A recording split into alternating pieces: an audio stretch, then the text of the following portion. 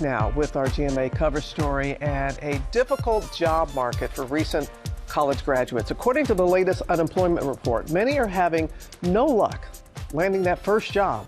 Chief Economics correspondent Rebecca Jarvis is here with what's going on. And so, Rebecca, why are we seeing this? Yeah, well, Robin, it's a really competitive jobs market right now. And I think a lot of us can relate to this. At some point, we all left school and we all had to find a job. I was leaving college at a time where we had come out of a really strong jobs market and then there were fewer jobs. And that's very similar to what's going on here.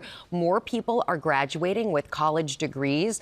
And so that's more competitive if you have a college degree. And that's why we see the unemployment rate higher for graduates at 6.1% versus the national average at 4.2%. Fewer people are also leaving their jobs because if you leave a job, you got to get a new one. And because it's more competitive to get a new one, people are less inclined to do that. And how does AI play a part in all this? It certainly is playing a role in terms of both how companies are hiring, how companies are thinking about new employees, because when they look at those entry-level employees and they think about AI and the future, they're seeing tasks that they might be giving over to the machines. They might be handing these over to the machines at some point. So they need fewer entry-level employees, which makes it more difficult for the employees. And some of the research that's out there suggests that 14% of the jobs right now that exist aren't going to exist in the future, but there will be new jobs. I know it can sound scary, but we do want to talk about ways that people can help themselves as well. Yeah, and exactly. You mentioned how competitive it is. So what can people actually do to stand out? So obviously, there is learning the new technology, and we talk a lot about this here. It can be intimidating, but getting into that AI, understanding how it works, how to make it work for you can be very useful. But you have to also tap into your network. The good old-fashioned, who do you know?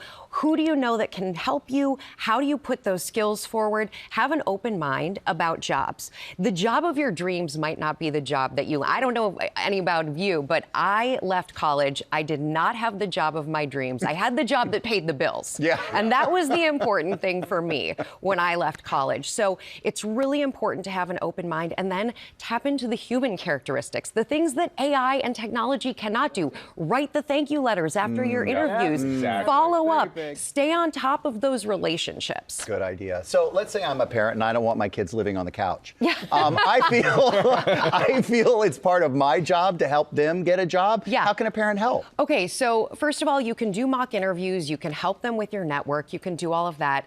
But I think it starts earlier than when they're looking for a job. Oh, okay. Helping them learn how to hustle earlier in life, not solving every single problem for them, so that when they do face that challenge coming out of college, they know how to accept the no's and keep rolling with the punches. I like that. Yeah, very much. We were all talking about our first job. Yeah, We know what your first job was in New York. And that's why I didn't join the conversation when y'all were talking. Did you even fill out an application? Y'all like, I sent down resumes. I'm like, I went to a combine. That's all I did. Oh, boy.